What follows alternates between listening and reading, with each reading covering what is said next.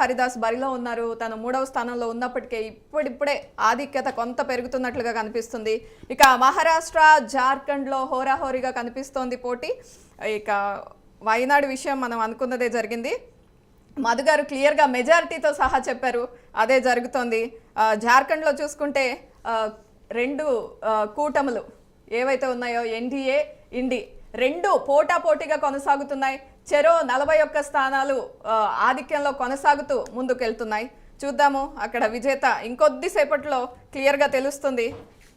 మధు గారు, జార్ఖండ్ విషయాన్ని ఎలా విశ్లేషిస్తారు? జార్ఖండ్ వచ్చేసి మేము టైట్ 42 ఇచ్చినామండి, 42 to 44. వీళ్ళకి వచ్చేసి 37 వరకు ఇచ్చేసినాము. మాకు ఇక్కడ ఏంటంటే ఆ ఇతరులు అనే దగ్గర కొంచెం కన్ఫ్యూజన్ ఉండే. ఇక్కడ బీజేపీ సైడ్ పోటీ చేసినటువంటి all India Jharkhand student union అనేది 10 స్థానాలు చెప్పినప్పుడు కూడా ఒక డిస్క్లైమర్ లాగా చెప్పారు. అందరూ ఓన్లీ ఈ రెండు ఇండి కూటమి ఎన్డీఏ ఉంది అనుకుంటే పొరపాటు. ఖచ్చితంగా చిన్న చిన్న పార్టీలు ఇన్ఫ్లుయెన్స్ చేస్తాయి ఇక్కడ. అయితే ఇక్కడ మనం చూసినట్లయితే భారతీయ జనతా పార్టీ, ఇది ఎలక్షన్ వెబ్సైట్ చెప్తున్నానండి, భారతీయ జనతా పార్టీకి 21, జేఎంఎం 20, ఇండియన్ నేషనల్ కాంగ్రెస్ 10. ఇక్కడ ఒకవేళ ప్రభుత్వం కనుక పోవాలి అనుకుంటే, అంటే ఒకవేళ ఎన్డీఏ కనుక చేస్తే దానికి కారణం కాంగ్రెస్ అనండి. కాంగ్రెస్ స్ట్రైక్ రేట్ చాలా తక్కువ ఉంది. 33 స్థానాలు ఏమో పోటీ చేస్తే వాళ్ళకి ఇప్పటివరకు 10 ఉన్నాయి అధికారంలో. సో ఇప్పుడు మనం ఒక సింపుల్ గా లాజిక్ గా చూసినట్లయితే ఇప్పుడు నడిచేది 3వ రౌండే. యాజ్ అన్ యావరేజ్ గా 23 రౌండ్లు ఉంటాయి, 21 రౌండ్లు ఉంటాయి. సో 3వ రౌండ్లోనే బీజేపీకి వచ్చిన మెజార్టీలు మాత్రం 8,000, 5,000, 3,000 ఉన్నాయి. ఈ ఇటు సైడ్ వచ్చిన మెజార్టీలు అన్ని 700, 300, 3,000 అట్లా ఉన్నాయి ఇప్పుడు ప్రెసెంట్. సో దీన్ని మనం ఇప్పుడు కన్సిడర్ చేయలేము. జార్ఖండ్ ఎట్టి పరిస్థితుల్లో కూడా మనం ఏం చెప్పలేము. లాస్ట్ 21వ రౌండ్ వరకు అటు ఇటు తారుమారు అవుతుంది. ఇండిపెండెన్స్ ఏదైతే ఆర్జేడీ 5, సిపిఐ ఇవన్నీ ఎగిరిపోతాయండి తర్వాత ఇంకొన్ని రౌండ్ల తర్వాత. ఎక్కడైతే అలా అనుకంగా ఉన్న ప్రదేశాలు ఉన్నాయి కాబట్టి ఆ రిజల్ట్ అనేది వస్తుంది. కాబట్టి జార్ఖండ్ మనం ఫస్ట్ నుంచే ఎక్స్పెక్ట్ చేసిందండి. జార్ఖండ్లో మెయిన్ ప్రాబ్లం ఎక్కడ వచ్చిందంటే ఎస్టీలు బీజేపీకి చాలా దూరంగా ఉన్నారు.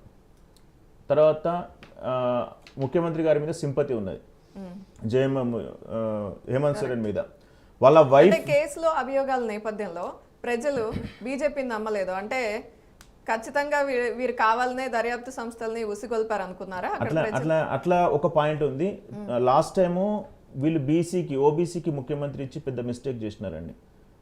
రఘువంశన్ దాస్ సంథింగ్ 5 సంవత్సరాలు ఇచ్చారు. అప్పుడు వాళ్ళు ఏమనుకున్నారంటే మమ్మల్ని దూరం పెట్టారు. ఎందుకంటే అత్యధికంగా ఎస్టీలు మన ఉండే ప్రదేశము మనకు జార్ఖండ్, మా ఉనికి కోల్పోయే అవకాశం ఉన్నదని చెప్పేసి అప్పుడు ఎస్టీలు దూరం అయిపోయారు. అదే దూరం అట్లనే కంటిన్యూ అవ్వకుండా వస్తుంది. ఓబీసీలు ఎప్పుడైతే ఉన్నారో, ఓసీలు ఎప్పుడైతే, ఉన్నత వర్గాలు ఎవరైతే ఉన్నారో బీజేపీకి సపోర్ట్ చేసినారు. అయితే ఇక్కడ యాంటీ ఇన్కంబెన్సీ బయట ఉన్నంత లేదు ప్రభుత్వం జార్ఖండ్లో. అంటే ముఖ్యమంత్రి ఆయన జైల్లో అదంతా పర్సనల్ గొడవలు, అది వేరే విషయం, రాజకీయాలు. కానీ ప్రజల పథకాలు మటుకు సరిగ్గా అందినాయి కొన్ని విషయాల్లో. సో అదొకటి. తర్వాత జేఎంఎం వచ్చేసి చాలా బెటర్ స్ట్రైక్గా ఇచ్చే అవకాశం ఉంది. తర్వాత జమ్మూ కాశ్మీర్ జేకేఎల్ఎం, అదే ఇప్పుడు చెప్పుకున్నటువంటి జయరామ్ మెహతా. సో ఆయన కూడా ముందు గారు విశ్లేషిద్దాం. బీజేపీ నుండి రాణి రుద్రం గారు లైన్లో ఉన్నారు, మాట్లాడదాం. నమస్తే అండి. నమస్తే అండి. చూస్తున్నారా ట్రెండ్స్? చూస్తున్నామండి. మహారాష్ట్ర, జార్ఖండ్ కి సంబంధించి రిజల్ట్స్ వస్తున్నాయి. జార్ఖండ్ లో పోటాపోటీగా కనిపిస్తుంది ఇండియా ఎన్డీఏ కూటమి. కాకపోతే మహారాష్ట్రలో క్లియర్ గా ఆధిక్యం దిశగా బీజేపీ ముందుకెళ్తోంది, మహాయుతి కూటమి. ఏమంటారు? చాలా సంతోషం అండి. భారతీయ జనతా పార్టీతో కలిసి ఉమ్మడిగా పోటీ చేసినటువంటి ఇతర పార్టీలను కూడా ప్రజలు, మహారాష్ట్ర కావచ్చు, జార్ఖండ్ ప్రజలు కావచ్చు, వాళ్ళందరూ కూడా ఆహ్వానిస్తున్నారు. మరొకసారి కూడా బీజేపీ పరిపాలన కావాలి, దేశమంతా కూడా ఎక్కడైనా కూడా భారతీయ జనతా పార్టీ పరిపాలన కావాలి అని ప్రజలు కోరుకుంటున్నారు అనడానికి ఇది మంచి నిదర్శనము.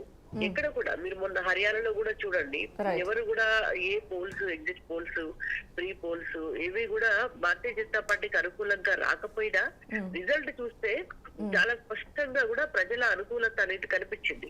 నరేంద్ర మోడీ గారు గత 10 సంవత్సరాల కాలంలో భారతదేశంలో తీసుకొచ్చినటువంటి ఆర్థిక విధానాలు కావచ్చు, భారతదేశాన్ని అభివృద్ధి పదంలో తీసుకెళ్లడం కావచ్చు, ఇన్ఫ్రాస్ట్రక్చర్ డెవలప్మెంట్ కావచ్చు, వేసినటువంటి నేషనల్ హైవేస్ కావచ్చు, ఇంటింటికి ఆఖరి పౌరుడి వరకు కూడా భారతీయులందరికీ కూడా ప్రభుత్వ ఫలితాలు అందాలి, డైరెక్ట్ గా అందాలి అనేటువంటి ఉద్దేశంతో ఉపాధి హామీ కూలీలకు కూడా అకౌంట్ లో డైరెక్ట్ గా డబ్బులు పడేటటువంటి పరిస్థితి తీసుకొచ్చారు కాబట్టి ప్రజలందరికీ కూడా అర్థం అవుతోందండి.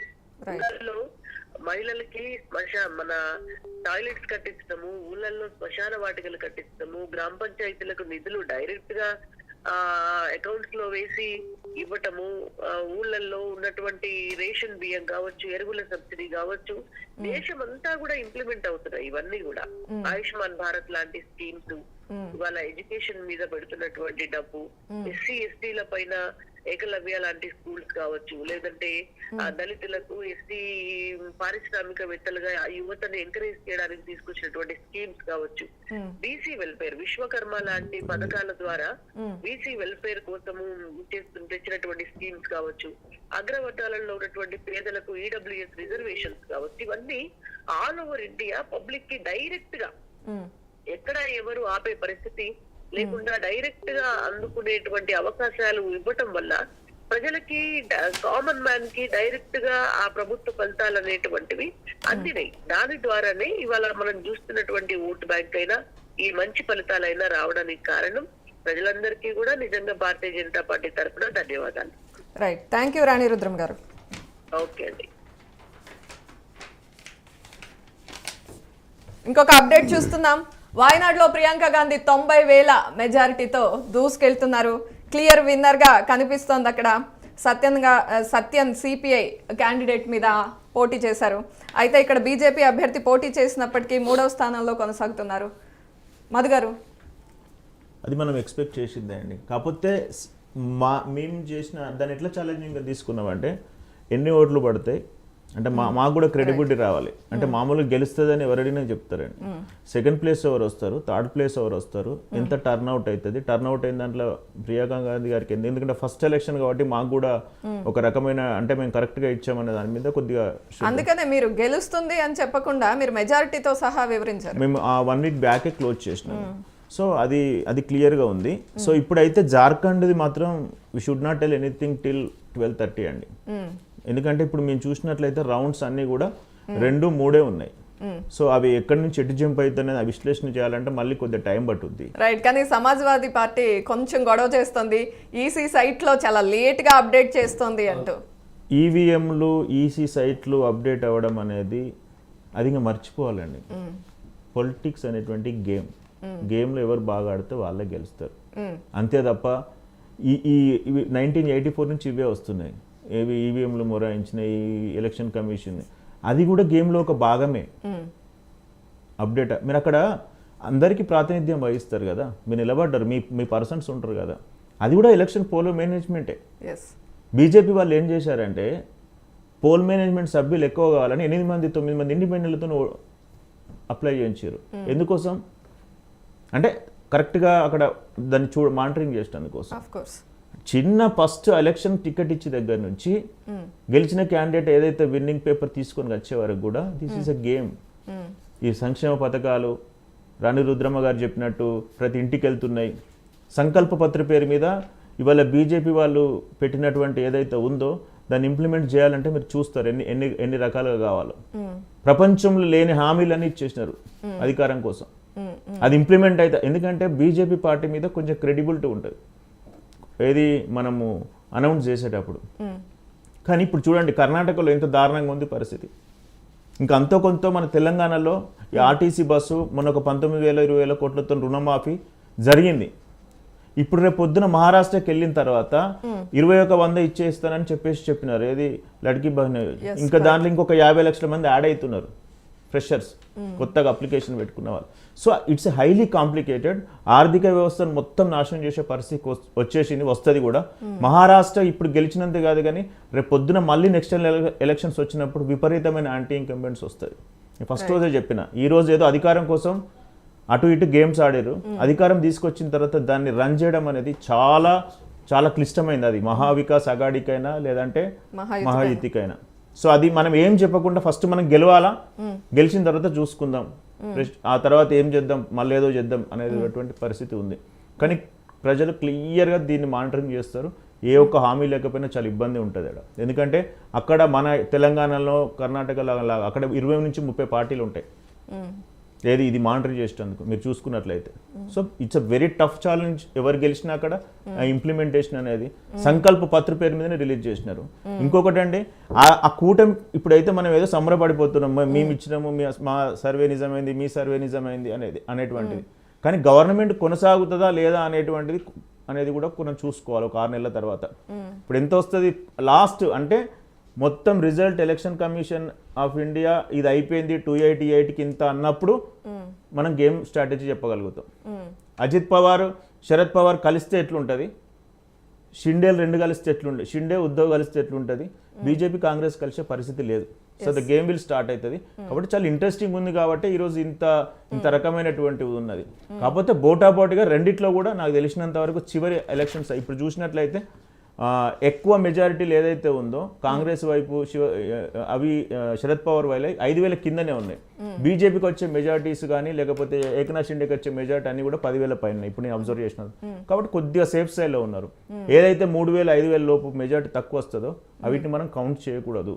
అదేంటంటే మీ పిఆర్పి రేటింగ్ల కోసం ఛానల్స్ వాళ్ళు ఇష్టం వచ్చినట్టు ఏదో ఛానల్లో చూస్తున్నాయి. ఇప్పుడు దాటిపోయింది మార్క్ 5 నిమిషాల్లో మళ్ళీ బ్యాక్ వస్తుంది.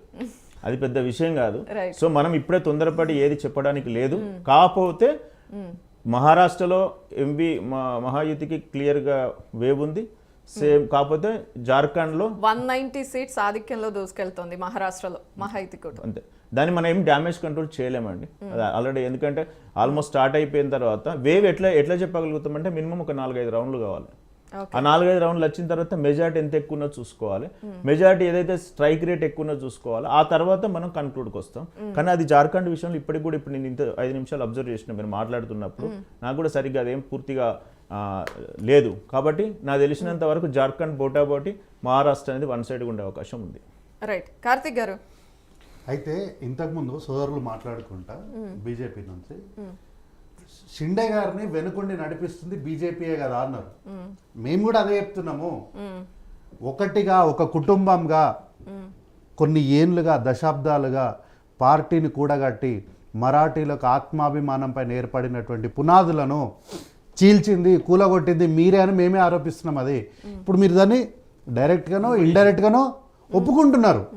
కాబట్టి ఈ విడదీసి విధ్వంసం సృష్టించే రాజకీయాలు బీజేపీ వాళ్ళు గెలుపోవటంలో రాజకీయాల సహజం అండి. ఈరోజు ఈ పార్టీ ఉంటుంది, రేపు ఇంకో పార్టీ ఉంటుంది. సరే కంటిన్యూగా అట్లా అంటే కాంగ్రెస్ పార్టీ 60 ఏళ్ళు వెళ్ళింది కాంగ్రెస్ పార్టీ ఈ దేశాన్ని. సో